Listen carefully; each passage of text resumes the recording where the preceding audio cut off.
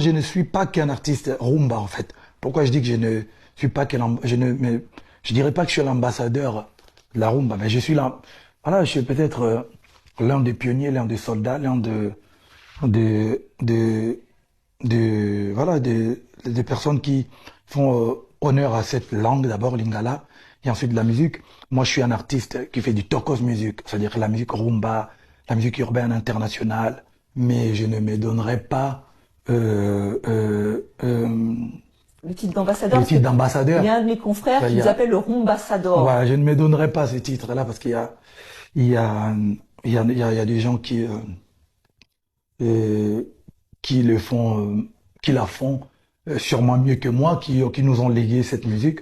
Quoi, je ne fais pas que la rumba congolaise, mais je suis un artiste natif de Kinshasa, donc voilà, la rumba, c'est dans mon ADN. Les histoires des politiciens et la politique. Je reste apolitique. Toi, il faut tout ça. La fête de France, on a mis sur le Congolais, tu retournes ça.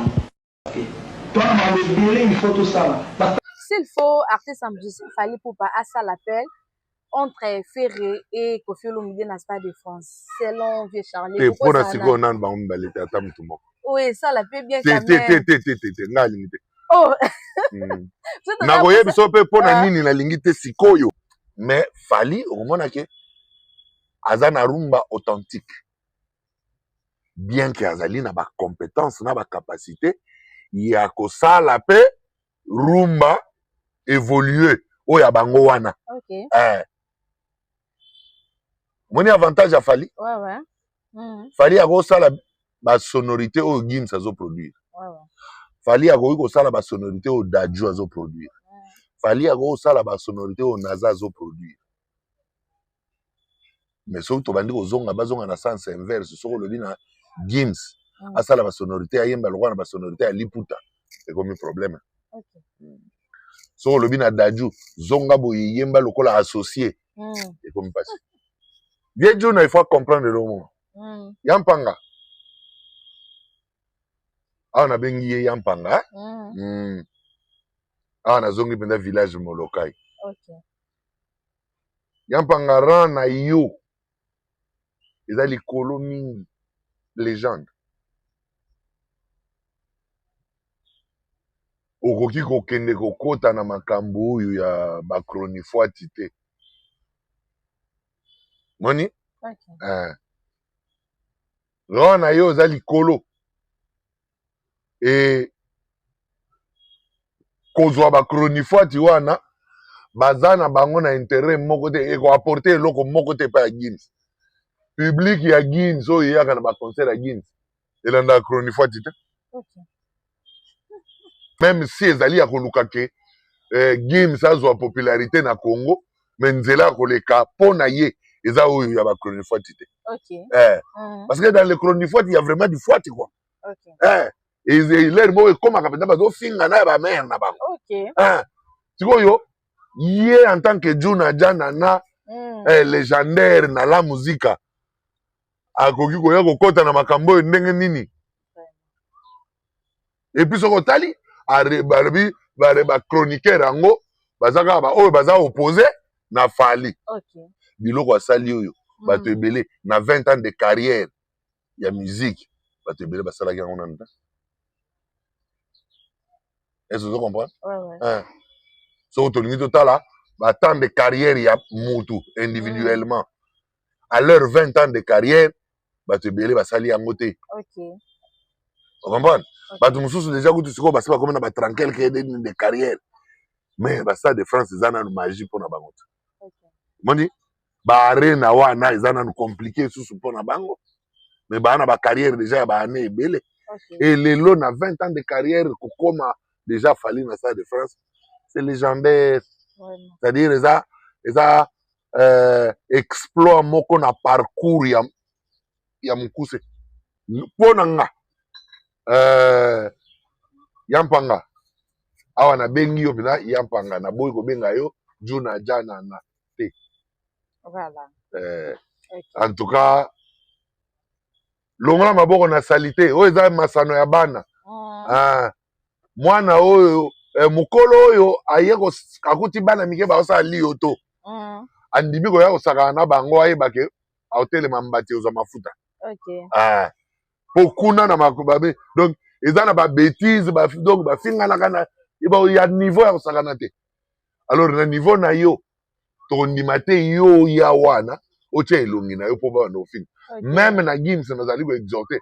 Balobi peut-être que bazoyi sanga que Gims commence même à prendre du plaisir ya kokota na ba ambiance.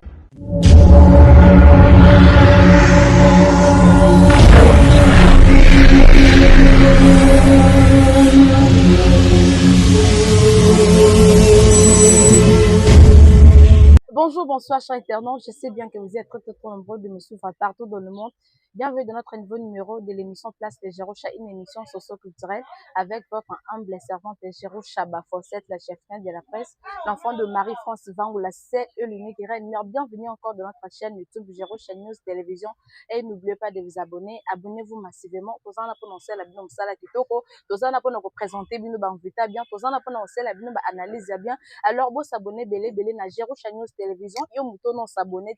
En tout cas, zala moté malam profiter donc ta l'émission na biso boy. Au s'abonner, ko bossa na pété ko partager émission, côté ka j'aime, côté ka commentaire et ça là bien ma casse. En tout cas, force bo pe sa biso ngwana to ça là ba musalo po na bino. Alors bino bozo section na retour ezakaka ko s'abonner na chaîne na biso, ko partager, ko aimer côté ka j'aime et ça là bien ma casse. Quand il est ça m'onga ce qui maintenant fait c'est casa professionnel et puis spécial.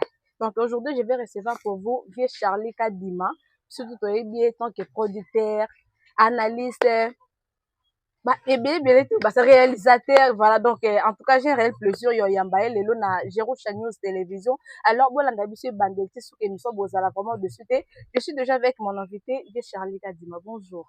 Bonjour Jéroucha. Bonne santé. Santé za malamu, nzamba sa biso ngolu tozali. OK. Meilleur vœu pour l'année 2026. Bonne année 2026 na yo pe na balandi ya Jéroucha News Télévision. Jéroucha News Télévision. Voilà. Na kaise fi shala za na mbo mwa bona no ko benga te na so karta soso na benga ngata. Ngamo na ba bengi ngai te siko na obengo ndeni. Ngabe na zaozela ba benga ngai. Ah, pota bo pesa o po pesa. Bo siko ngai ba bengi ngai te. Ah, no ba bengi te. Donc il faut me passer na benga. Voilà, merci beaucoup vieux Charlie Kadima. C'est la première fois au Likanasha na biso Jéroucha News Télévision. C'est la première fois ngana une bonne émission. Pona bato ba mona vieux Charlie ba barate azaka analyste azaka ne pona génération oyo. Et bimisika toko sunga bango vieux Charlie Kadima zakana. Artiste, analyste, critique d'art, OK. Producteur, animateur culturel, voilà. Réalisateur, OK. Écrivain, cinéaste. OK. Alors moi ba casquette belé. Voilà. Donc bon welalia ouais, tant c'est belé. Voilà, merci beaucoup vieux Charlie Kadima. Tombe ta bongo masolo ya bilan ya année 2025. Ndengeni no moni 2025 eleki côté artistique, théâtre, sport, 2025 eleki ndengeni. So depuis tout ça la bilan 2025. Ouais, en tout cas, ça va pour ngai. Ouais, ça va. Côté musique, théâtre, sport, musique tout moni ba artiste belé ba du ba production, ba du ba contrat libanda. Voilà. Bah, c'est produire, et c'est-à-dire ça va. Voilà. Côté dramatique, Moni, awakutu na kanisi na pesi mon pécha, Ursel Péchanga, Pécha Love, na pesi mbote place oza et bah félicitations et belé. OK. Tolandi yo na la série na yo nyonso oyo ozoleka na A+, les prestations ya kitoko, madame la procureure, donc vraiment musala kitoko, voilà et puis na sport ouais toza na éliminatoire à Coupe du Monde, bien que toza éliminé na Cannes 2026. Voilà, donc voilà quoi, mais tout était vraiment bien. Voilà. Tous on a côté musique, bah musicien la biso par rapport à l'année 2025. Nan penza au vieux Charlie tango ta la lo bakete au pena la 2025 a mérité. S'il faut topé sa trophée. A mérité ni. Non, OK. Bango nyonso ba mérité. S'il faut topé sa trophée côté production, côté album, côté succès, na marché tout côté ça. Ah, fali. Mais bah c'est belé quand même, bah ça peut. Kasi soki photo pia trophée. On a mort quoi. Kasi ndenge lobby. Si il faut couper sa trophée. Fali. mais si il faut kotala banani na banani balekaki omona ke baza mwa ebele mais s'il faut kopia trophée fali. Voilà, ok. Merci beaucoup. To kitamuke na sport o etali bongo ba Léopard na biso et ça le resengo komona ke biso to tikala na mboka Congo Kinshasa ba Léopard na biso ba joueur na biso ba zobeta libanda. En tout cas journée wana mututu azalaka mobiliser na somba Varese na ko pesa moko somba ma secret na ko kokotela baninga musumbo pour que kotala match eza bongo ya mboka na biso Léopard. Voilà komona bongo Léopard éliminé en 8e de finale face à l'Algérie. 1-0 na BTV Charles ça la qui on déni bon et ça va bien ça va pas si pour équipe nayo et Longwe mais il faut et permettre à biso tozwa mayele ya koyeba po nini et comme les biso et permettre à biso koyeba po ni comme les biso parce que au monde toza na équipe à bien au monde qui beteli ya balle ça va cohésion entre ba joueurs au monde que ça va et oyo tozaki nango te batango eleki ebele équipe ezo beta kibudi et tout pona ngai de fait ya Algérie eza dû na eloko moko ba changement ya entraîneur ah oui abimisi 3 piliers d'attaque en même temps. Abimisi Meshak. Après Robinson Meshak, Abimisi non, Abimisi Bongonda. Abimisi Bongonda et puis Bakambu. Voilà. 3 piliers d'attaque. Et bango wana baza déjà expérimenté par rapport ya ba jeune à Kotisaki ba mayele wana oyo misato oyo abimisaki baza trop expérimenté et baza na mental moko eza makasi oyo que bakoki ko s'effondrer facilement te omoni et leur bango babimi pression bandi kozonga po bango baza bakangisa baza okangisa tina attaque pression bandi kozonga na sima et totikali na pilier moko na sima totikalaki na capitaine comment il s'appelle Chancel Mbemba et l'air a faillir c'est fatal et on a perdu donc pour nanga ba changement wana ndezaki à la base ya échec na biso. Voilà eza na quelques bateaux bolo ba sur internet balobi kopola na biso soit kolongwa na biso eza bon parce que banganga ba chef coutumier bakendaki na cimetière ya Gombe pour la victoire ba onde ba mena biso yombo na cimetière ya Gombe bangango bakendaki kuna bakenda luka victoire. Makambo bango bakendela ikuna ezaki makambo ya Léopard babisa yango ndesa keto eza makambo ya Léopard te en fait na football na oloba eloko moko awa bato ebele balanda ngai bato balanda nga bien na football en dehors de l'aspect technique physique tactique il y a l'aspect spirituel. Et cet aspect spirituel, na football, ezalaka pour beaucoup. Yango nde esalaka que mental ya ba joueur et comme moko, et comme makasi, pour créer l'esprit d'équipe.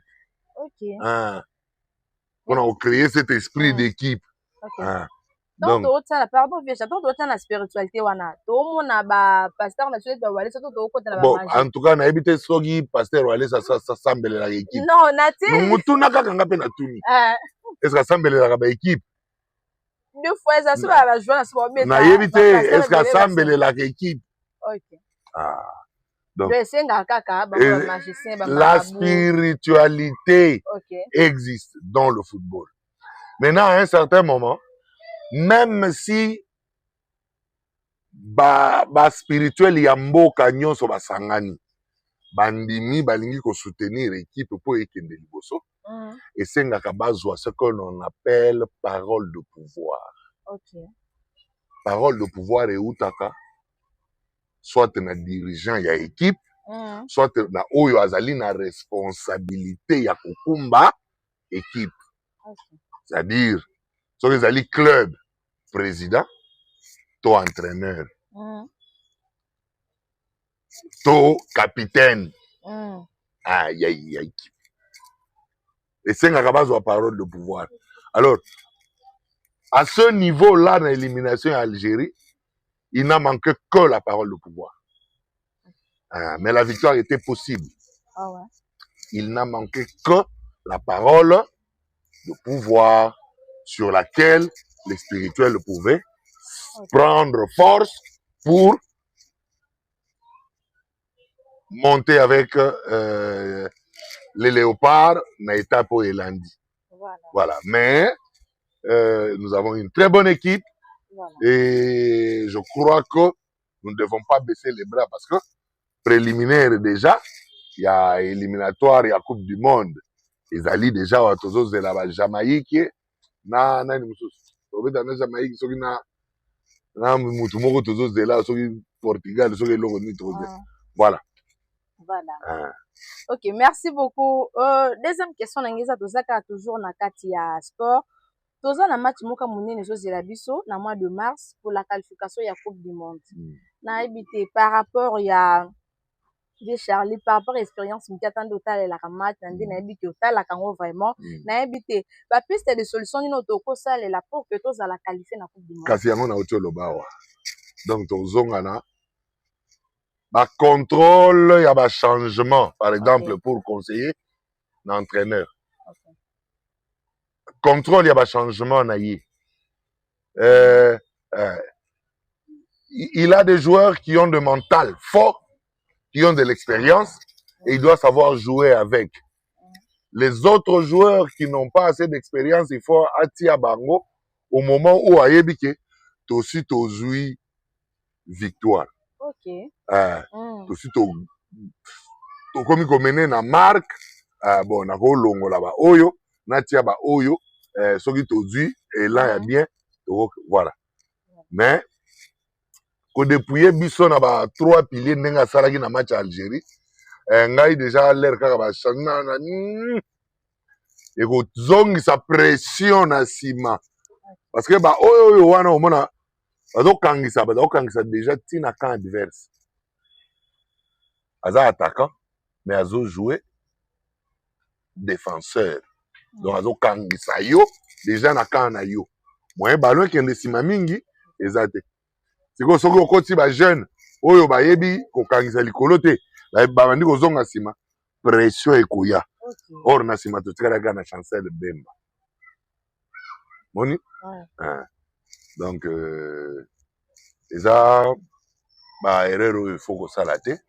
Et soki il faut tokende na yebi ke bazali na football ya poto, bazali na football ya mindele, bazali na football ya nini. La spiritualité n'est pas seulement le fétichisme, n'est pas seulement le charlatanisme, n'est pas seulement le maraboutage, n'est pas seulement l'église des réveils, n'est pas seulement les prêtres, mais choisissez un lieu où vous pouvez vous caser pour que l'équipe, l'aura de chaque joueur réuni qui fera l'égrégore de toute une équipe soit fort, soit éliminé de manière à faire fonctionner le totem. Le totem qui est le léopard. L'emblème que nous avons, Aza Nyama. Nyama wana atambolaka vivaka. Aza molimo. Et na spirituel atambolaka. Il faut azala na courant. Oyo ekoki kotambusa ye. En dehors, il y a oyo courant zako uta kaka na ba joueur. Et sika wana lobi sur la parole de pouvoir. C'est-à-dire, c'est lui qui peut être en mesure d'ordonner. Atamboa. À cause de la makasi aza méchant. Mais azelaka ordre ya maître naïe. Pour dire, attaque. Pour moi. Ah, c'est pourquoi je parle de la parole de pouvoir. les spirituels ont manqué la parole de pouvoir. Que j'espère que kozala corriger pour na éliminatoire ya Coupe du Monde na ba match oyo ezali koya. Voilà. Est-ce que tu continuer kaka na coach Sébastien Desarbres ou bien oui. Ah. Oui. Il faut le garder encore. OK. Il faut le garder encore. Ko encombré écoute nanu te. Bon encombré coach Sébastien te.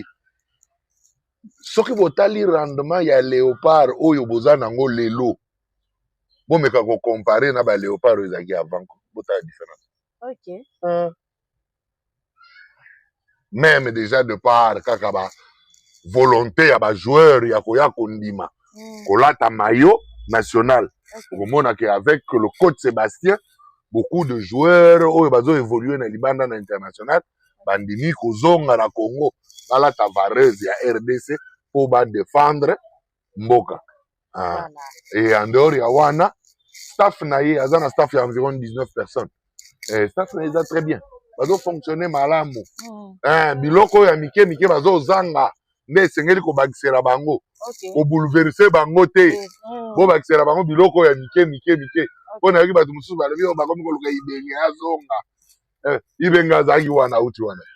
Batu balongola ki ye kaka binoti. Lera azonga ki. Lera alongwaki.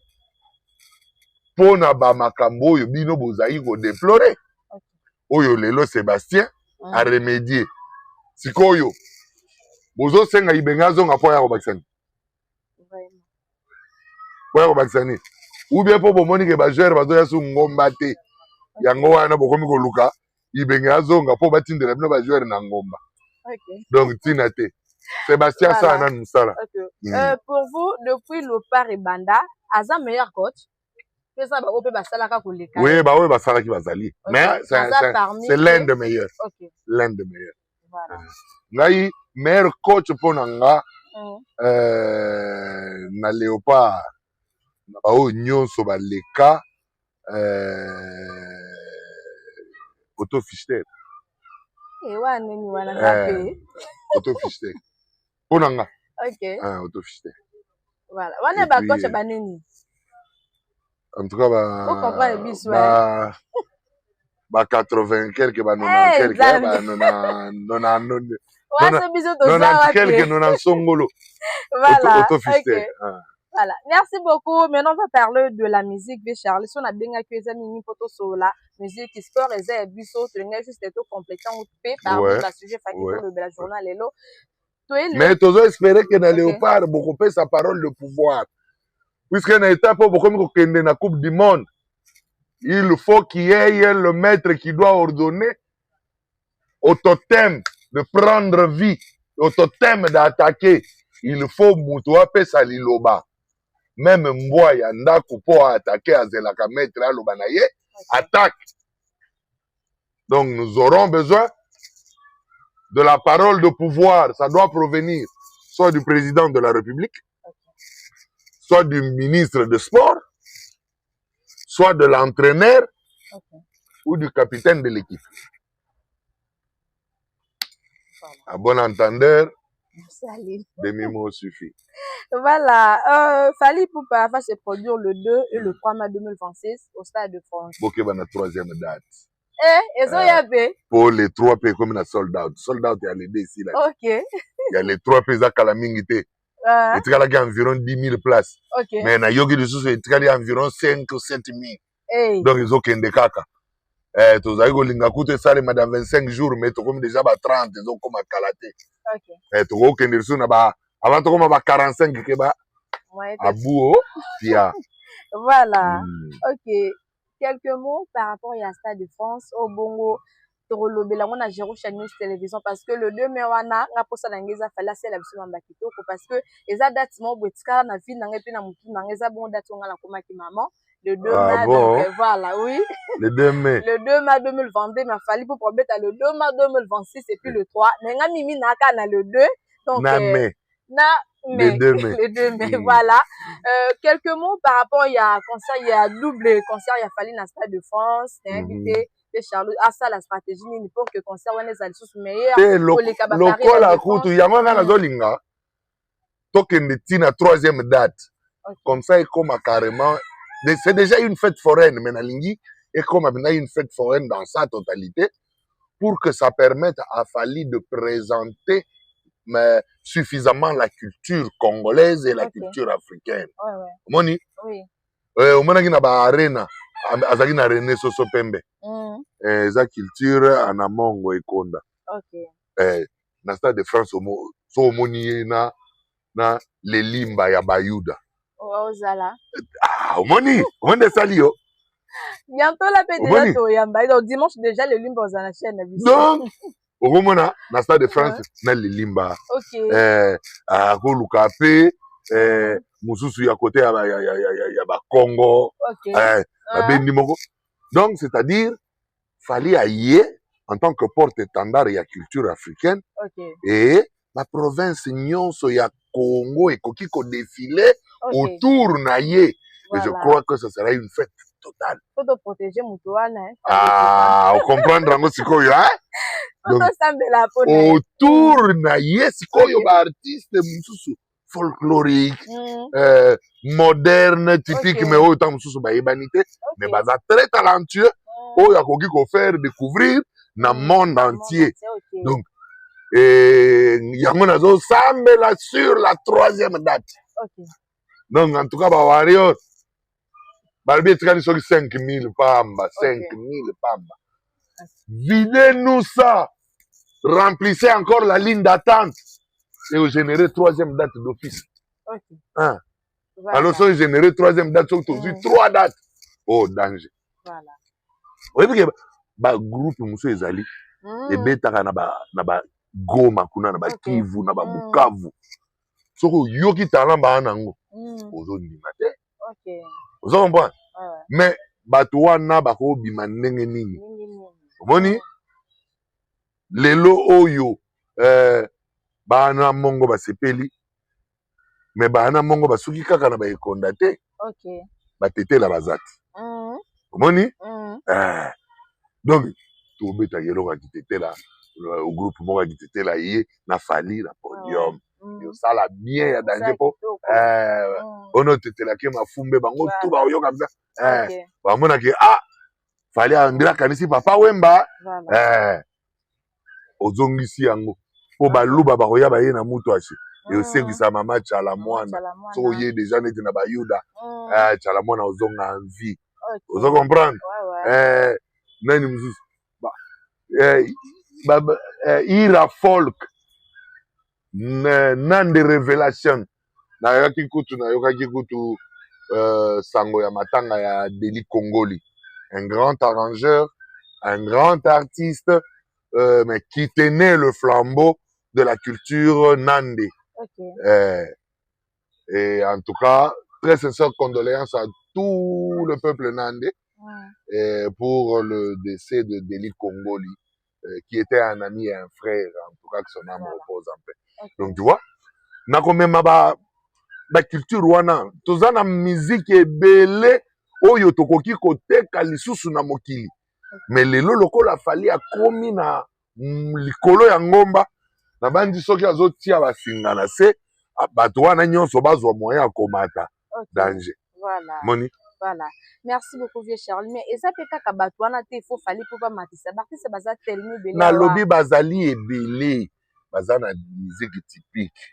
Bazali ebele. Soki atali, akomona baoyo baza talentueux. Et akoki ko faire découvrir bango na mokili.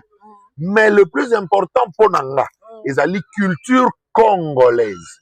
Or la culture congolaise, na ba musique ba R&B culture congolaise ezate. Comment ça ce n'est même pas la culture américaine, mais c'est la culture de la rue. Ezali culture ya rue Amérique. Donc moni et comme mais awa toza na ba culture na biso eza authentique.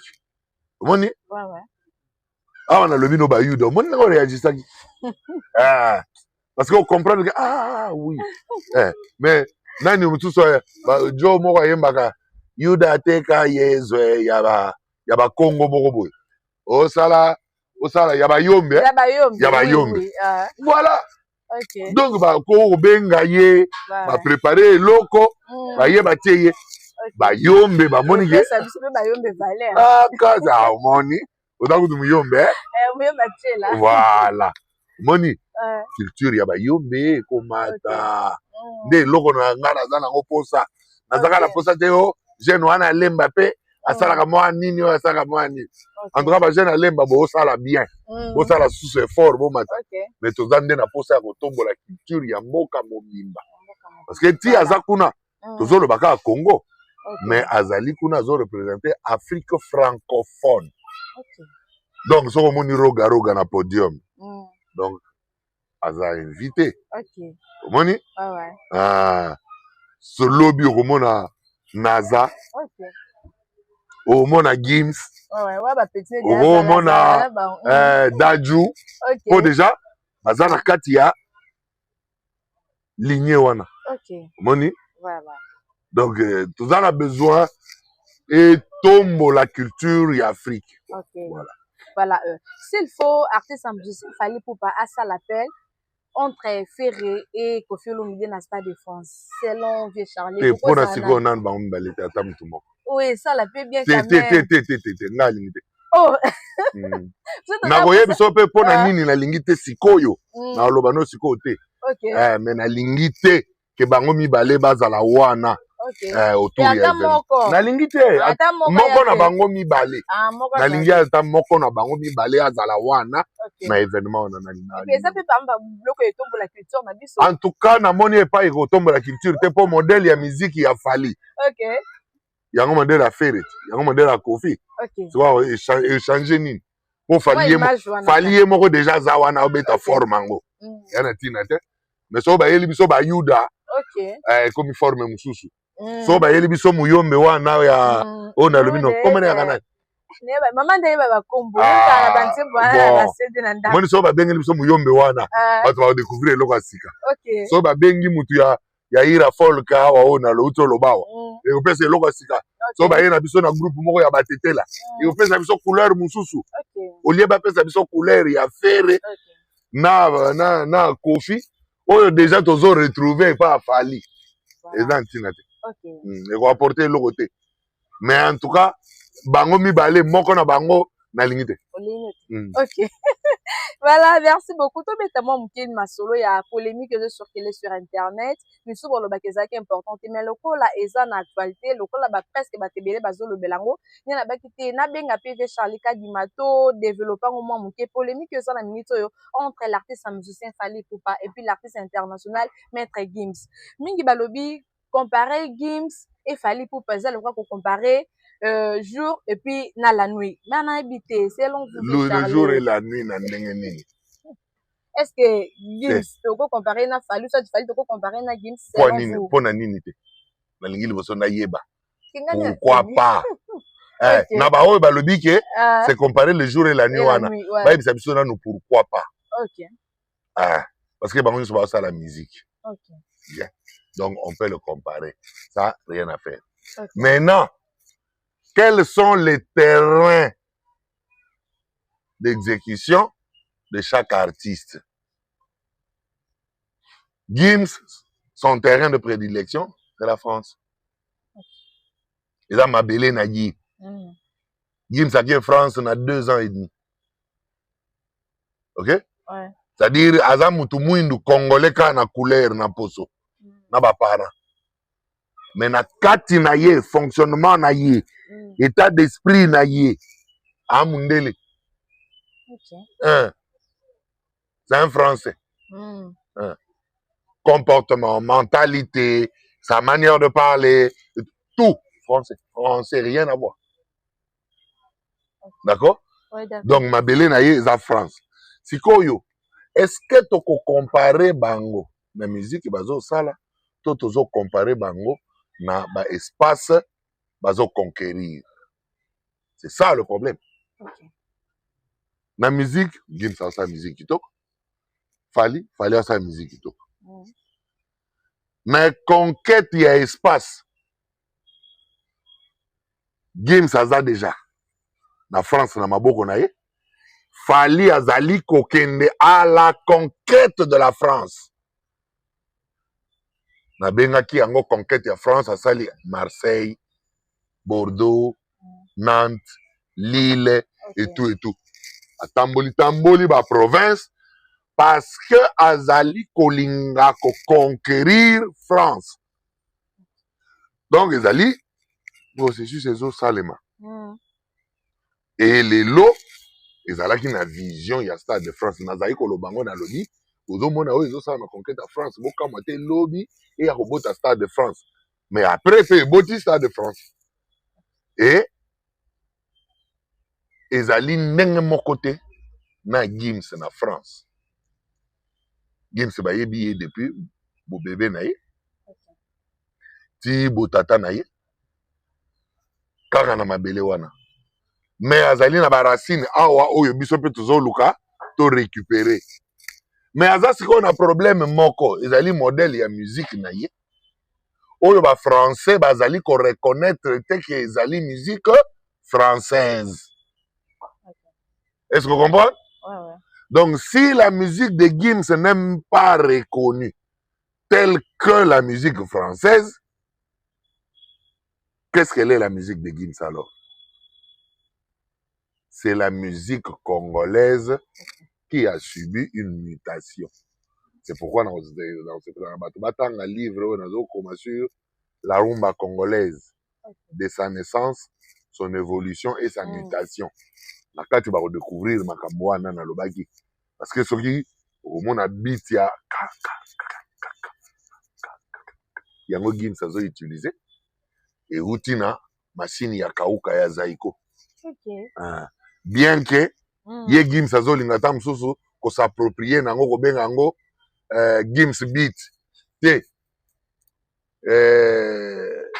Gandhi Gims beat ezo existé te. Beat wana ezali le saccadé Kavacha. Géniteur nango Belo Bingen Kerme Merijo, oncle. Que son âme repose en paix. Nde autour na yango yo oye ko greffer ba sonorité oyo koli nango na ba France na mindele nde pesi yo passage parce que ba français bazo retrouver peut-être ba sonorité moderne mais yo tikali greffé to ancré na racine na yo ya beat wana. Donc ezali loko oyo ezali patrimoine na biso. Donc les Français qui ne veulent pas t'admettre dans leur classe musicale comme étant français n'ont pas tort parce que beat ozo beta ezali ya Congo. Donc biso bakolo beat to ndimi yo ozali ko beta musique congolaise, rumba congolaise mais et subir mutation. Yango wana Dadju pa beta. Yango wana naza pa zo beta. Omona ke bango nyonso baza wana. Donc ezali eloko asikate. Moni? Mais Fali omona ke aza na rumba authentique. Bien que azali na ba compétence na ba capacité ya kosala pe rumba évoluer oya bango wana. Moni avantage à Fali? Fali a kosala ba sonorité oyo Gims azo produire. Fali a kosala ba sonorité oyo Dadju azo produire. Fali a kosala ba sonorité oyo Naza azo produire. Mais soki tobandi kozonga bazonga na sens inverse soko lobi na Gims asala ba sonorité ayemba lokwa na ba sonorité ya Liputa ekomi problème. Soko lobi na Dadju zonga boye yemba lokola associé ekomi passé. On comprendre hein? Donc soko lobi na bango bazonga na typique yango wana avantage Fali aza nango. Sikoyo conquête na ye na France lelo mais na limite que cause les autres déranger Gims. Est-ce que vous comprenez? Et qu'on y déranger Gims c'était pour que à côté même en polémique n'a Fali. Ça n'a rien à voir, il n'en a même pas besoin.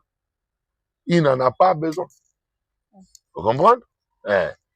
Ba polémique wana ezali biloko oyo ba créer et puis nani a créé yango ezoyebana te bazo accuser papa ya Gims Juna Janana.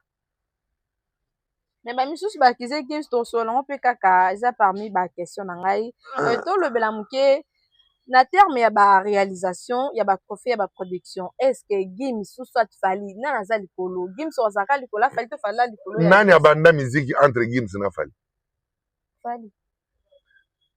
donc Fally abandozo ba trophée avant est-ce que tu as besoin ya kosala même polémique autour ya makambo ndenge même ata ba grande salle na lobby boye est-ce que tu as alors bon mesuraka ba artiste kaka par rapport ya ba grande salle na ba ninte OK les loyo toza déjà dans Stade de France ya Fally d'accord oui Gims c'est ça petit Stade de France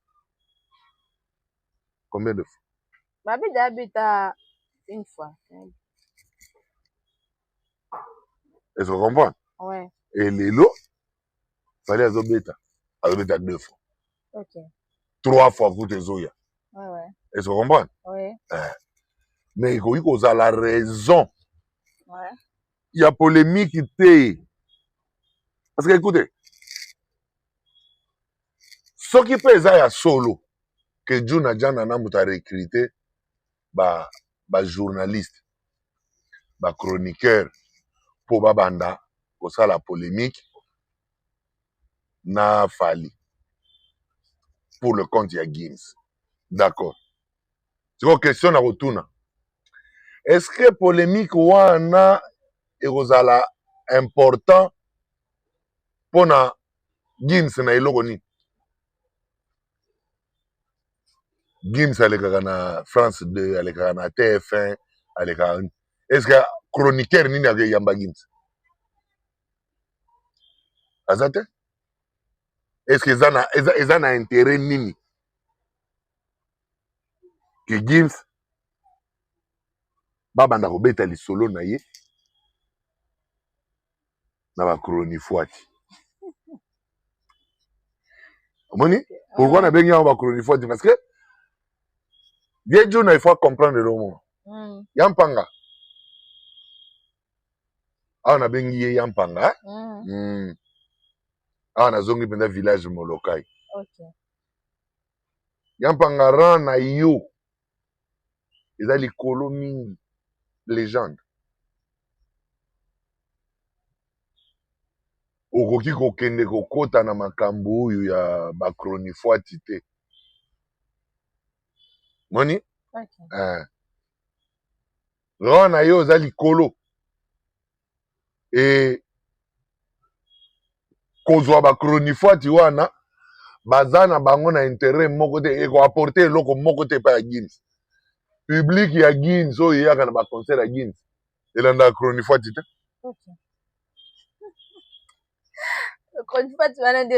réseau ya bainternet wana oyo makambo nyonso tosalaka awa biso nyonso tozosala oyo bayanga biso bachronifuati est ce que bachronifuati mpenza public ya Gims elandaka bachronifuati ata yo moko non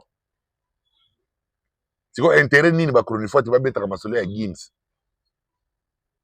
ekoapporte na Gims nini donc soki akoapporte ye eloko te donc ntina na bango pembeni ya Gims mpe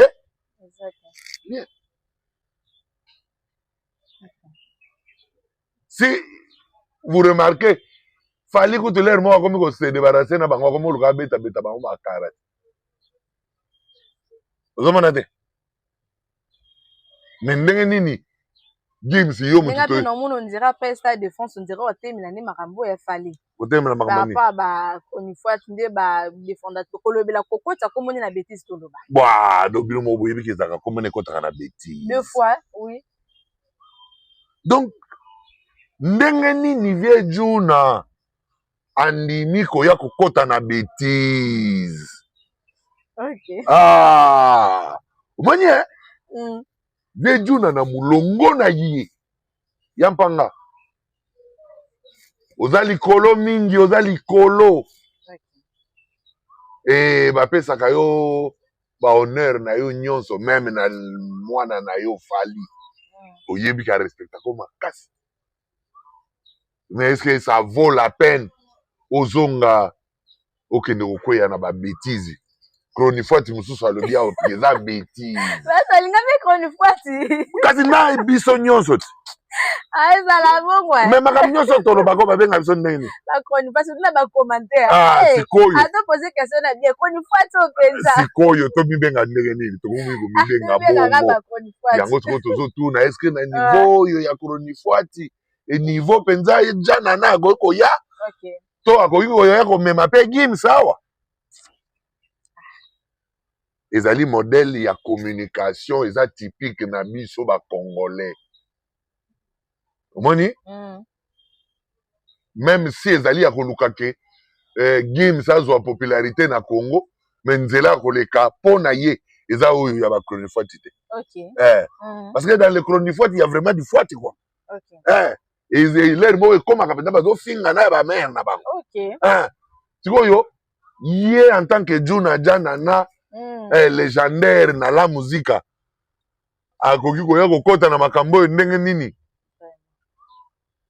epuis soki otali balobi bachroniqueur yango baza kaka oyo baza opposé na Fally pour quel but pour quel but est-ce que ozo comprendre et eloko nasepeli na grandeur d'esprit ya Fally parce que moto atindeli Fally vidéo ya Witch ezanga atindeli parce que déjà l'air nga moko natalaki yango nasepelaki te parce que namonaki Witch akosimba jana na adekone asali bien te moni natindeli Fally pambala moko alobi oh ça je n'avais pas vu ça pourquoi il a fait ça directement il a réagi quelque temps après namoni directeur edi badia tabenga mais pendant que ya benga nga naki déjà en communication naosoda na Fally après na rappelé ye quelque temps après namoni vidéo ya Kisinjora mpona kosenga na Wechi asexcuse asenga pardon akoki kokotisa jana na makambo oyo te mais après si akasilanda mais après sikoyo Alexis Wechi sikoyo aye koexplike Njora alobi non réalité oyo naza nango awa ya badone eza mosusu bozali kotia jana na légende il faut pas nini mais tala vie moto a recruté journaliste na Saint-Denis nde pai toyo kozwela version ya recrutement ya jana na nde pai nazoloba ndenge nini vie Juna akoki kokota na niveau oyo eza niveau na ye te omoni parce que entre bino bachroniqueur boyebi nde information etambolaka te soki babengi yo yaka tosala boye mpona kopama motu te yo mpo obenga ye olobi nani ove Charlie abengai nga mpona nini cope moko yo babengi yo te cope yango eza ndenge nini lere yo oteka cope bao baozala contre makambo vie Charlie alingi asala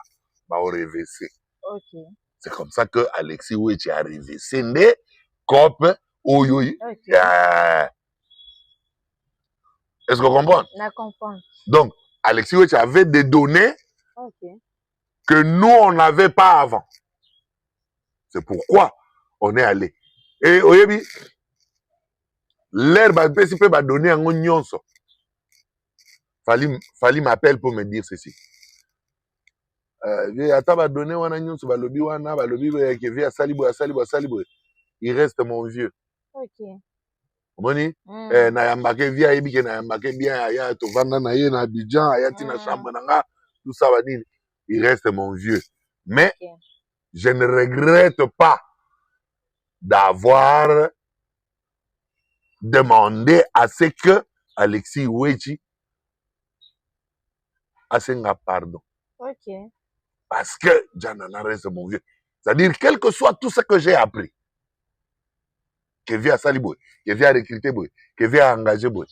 À Sala yango te, il reste mon vieux. Et Alexis Wetch, il fallait qu'à casser un pardon déjà pour avoir vieux. Ok. Est-ce qu'on comprend? Oui. Yango moni, c'est quoi yo? Même que Njora Mouta Yebisaki, Alexis Wetch casser un pardon. Après quelques temps, après, il y a une vidéo, Moussou sur le BTV, Bamaka Moutoyoki. Eh, yoza subongo te. Soke komi ke to kumbela ngoka nengo wana makamandule, to kene na ngoka nengo wana. Est-ce que vous comprenez pourquoi? Bah, tu sais, on va comprendre pourquoi qui s'y a réagir nengo wana. Alors, soke si ko yoki photo me mango nengo wana, o ki s'y a lobi wana na marque esprit andule. Donc andule ba buda na ba umutu no ça. Ok. C'est un esprit à Wenge à 12. Ah, vous avez 12 multiplié par 4. Ok. Mon épisode, ma sommation, c'est comme le 80 quelques. Ok. Voilà. Vous comprenez? Ok, je comprends ce que. Donc, pour nanga, yampanga, awa na bengi yo bina yampanga na boy ko benga yo juna jana na te. Voilà. Okay. En tout cas, longola maboko na salité, oyo eza masano ya bana. Mwana oyo mukolo oyo aye ko akuti bana mike ba osa liyo to. Andimi ko ya kosaka na bango ayebake aotelema mbati oza mafuta. Ok. Pokuna na makubabe. Donc eza na ba bêtise ba donc ba finga na kana iba ya niveau ya kosaka te. Alors na niveau na yo to ndimate yo ya wana oche elongi na yo po ba no fin. Même na Gims nous allons ko exhorter. Balobi peut-être que bazoyi sanga que Gims commence même à prendre du plaisir. Il y a beaucoup de ambiance. Pe mutu mo pa oto awa finga ka fale oto posta on a story na story na pardon. Et ba chroniqueur au cadre tout ça ba konifwa tikaka o ba défendre ka faire rigola o ba finga fali alors tout ça mo ka oto poster pe na story na donc non to ko kala dans les loka ba oto ko je suis ka partie à mutu azo critiquer azuka ya tonka na story. Donc on luka na landela on so oto ko melanga kala te. Alors ezala et ça la plaisir te. Okay. Parce que dans l'univers, on a des chroniques. Gims a battu. Vraiment. Oui. On a battu. Ce qui est comme guerre, il y a des fautes, il y a des fautes. Gims a encore sur le battu. Ok. Ah bon, quoi ça n'est moins bien parce que bateau ce qu'on va défendre faire un débat ça pour y. Oh, bah battu, na été bah battu ya. Il a fait. Moni, il y a zana battu. Ok. Est-ce que vous comprenez là? Ouais. Parce que l'air est comme un peu il y a fouati. On m'a dit que Gims c'est bien te pour naïe. Ils ont un avantage mon côté. Avantage mon côté pour naïe. Gims c'est déjà ce qu'il est sans chronifoite. Voilà. Tu vois, intérêt à chronifoite il est l'eau. Et même il y a Gims. Et il y a ça nini. Voilà. Tout comme nous avons déjà presque na suka ya émission, toujours kita bongo vers fin émission na biso. To landa ki pe eza na journaliste moko azak batpe kaka ya san Denis kuna na kombo ya Migeni ma obstu to yebi azap na parmi bato pena ba ko tuka to tuka na tala lingala ba kongo tuka pena fali donc azap parmi ba chroniqueur to Migeni ma azali warrior révolté. Obosani? Na bosani. Obosani. Donc azande warrior me asilika. Okay. Comment na kanda ndaku. Ezalo kwa bano yo. Ebe balite ya kanda. Ba warrior révolté. Ba warrior révolté baza ebele. Okay. Ba chanja ba camp. Mais quand baza ezala bango te. Ba lo ba infiltrer M23 ba yeba koti ba na bakoti bakoti na FRDC. Mote ba musiki ndi udazelika mwa fera lo barelo mwa mke bazonga nena. Ba warrior révolté baza ebele. Baza ebele. Ndenge moko na nani Nyema. Mige Nyema. Donc voilà. Warrior révolté. Alobini. A poser Gims question par rapport à Koffi Olomide. Question zale nango normal, ma réponse y a maître Gims ndé choqué presque ba Warrior belé to koko loba a tout nié par rapport à Koffi Olomide et puis artiste maître Gims a lobi que Koffi Olomide il est le meilleur artiste africain de tous les temps. Devant Fali il y a personne. Après Fali il y a personne. Donc, après, par rapport à ma après réalisation, Kofi, pardon, Kofi. Donc, devant Kofi, il n'y a personne. Après, il y a peut-être que par rapport à ma réalisation, Kofi Olomide à Sala, à Sala, tout le monde. Moi, analyse, ça par rapport à réponse, il y a maître Gims. Pas bien, Warrior, Belé, Batombo. En tout cas, Warrior, Banatina, Otombokate. Ok. Warrior. Bale, Evanda, Bindana, c'est Balater, Kitsauna, c'est. Et on a aux agité. Kofi est une légende de la musique africaine, oui ou non? Oui, on le sait. Personne ne le nie. Kofi a fait beaucoup de choses pour la musique africaine, oui ou non? Oui. On le sait. Personne ne le nie. Ok? Mais Lelo, Fali Azo Sala, oui ou non? Oui. Aza légende, oui ou non? T'es gros embrouillé. Parce que ce que tu as dit, Nathan, na yo news au sali. Biloko a sali yo. Bato ebele na 20 ans de carrière, il y a musique.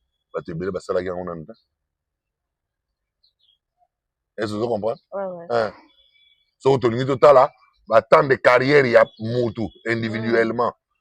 À leur 20 ans de carrière, bato ebele basali yango te. OK. Vous comprenez? Bato mususu déjà que tu sais ba seba comme na ba tranquille de carrière. Mais ça de France ils ont une magie pour na bango. OK. Moni ba arena wana ils ont compliqué sous pour na bango. Mais ba na ba carrière déjà ba année belé. Et les lots na 20 ans de carrière comme déjà fallu na ça de France, c'est légendaire. C'est-à-dire ils a exploit moko na parcours ya mukuse. Et puis artiste elle bosse ya Congo hein, au Robert Stade de France. Il y a Afrique francophone, il y a Congo. Et vous comprenez? Je comprends. Ah. Voilà. Donc, ba warrior ba na tina ya ko silikate. Vous comprenez? Oui. Kofi a besoin de guide. Après ça, suivez les guides. Eza mobeko na pesa ki 11e commandement. Atana miso ya bato boy na kuzu oyebi. Eza senga kaka senga nde na bandaka. Ekole eza semoko kasinga tura tongo. Bandindi ya midi botika nzela. Mokonzi aleka. Sima bangwangi balanda e. Ayembango. L'air Azagi suivait les guides. Qui n'a pas suivi? Tout le monde a suivi. Mais la question que nous devons nous poser maintenant, est-ce que c'est encore lui le guide de la musique congolaise jusqu'à présent? Non. Ah bon, hein? Merci, le roi, il répond de là. La bande de Nanda, non. Elle va commenter un peu, mais répondre. Alors, qui en est le guide à présent? Beaucoup ma combo à guide. Nasi. Guide ya sikoyo. OK. Sikoyo soki guide a changé comme oyo bino boko koma kombo wana. C'est que via comme ko positionner. Na batatour à midi, o ba Hollande batatour à tonga na sima. Po alanda ki ayepe na ba arena. OK. Alors, c'est compliqué de? OK. Sikoyo to leki déjà ça de France. Bon, ba oyo ba ko ya na sima balanda. Voilà. OK, merci beaucoup. Tolanda qui bongo sortie médiatique ya Jeff Ifonge. Jean-François. Ouais. Alors bike fali il faut asinga juna jana na. Oui, mais master nanga bomona. Ah. Master nanga mon voisin de classe 4e primaire. Oh. 3e primaire, 4e primaire, 5e primaire, Jean-François Ifonge. Primaire. Primaire. Voyez ben petit. Primaire. Ah. Jean-François Ifonge mon ami d'enfance. OK. Alors il faut fallait pour passer nga juna jana na pardon par rapport à manquement au warrior bazo manquer vient na biso juna jana na fali muta fingi juna jana na babiye muta so tinda non parce que soki ye muta za iko tinda alingaki aloba te ba kebisa wechi alors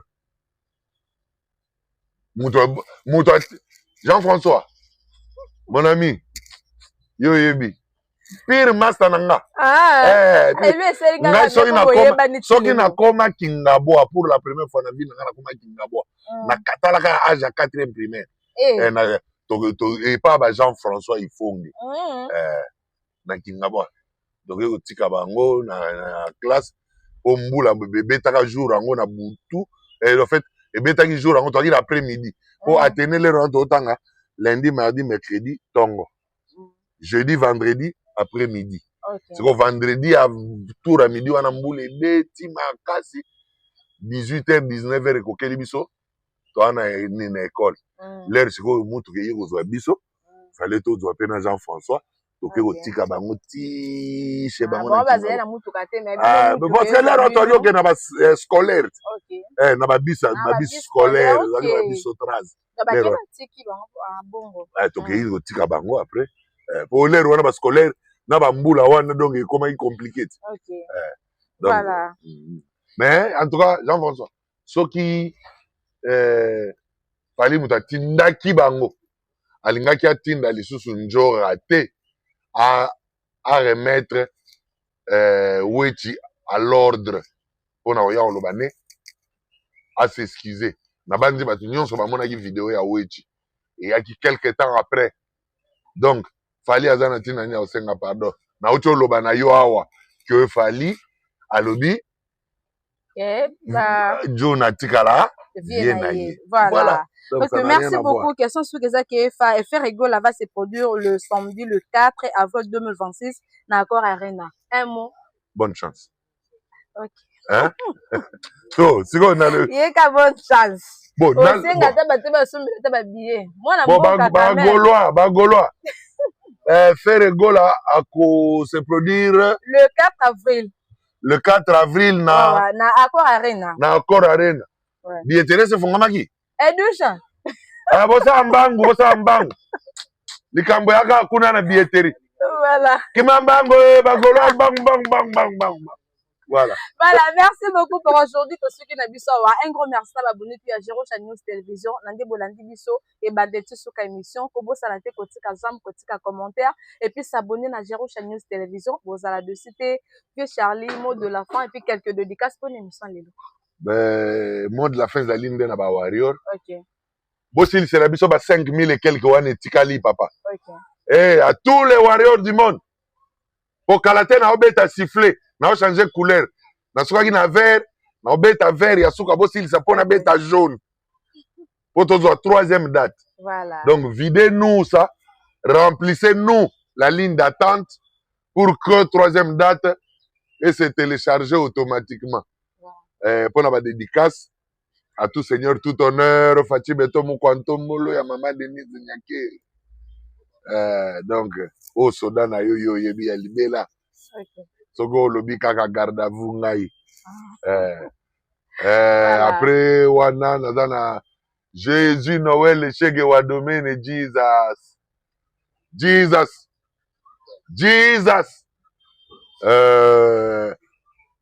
Boba Miso excellence. Sony Amiso.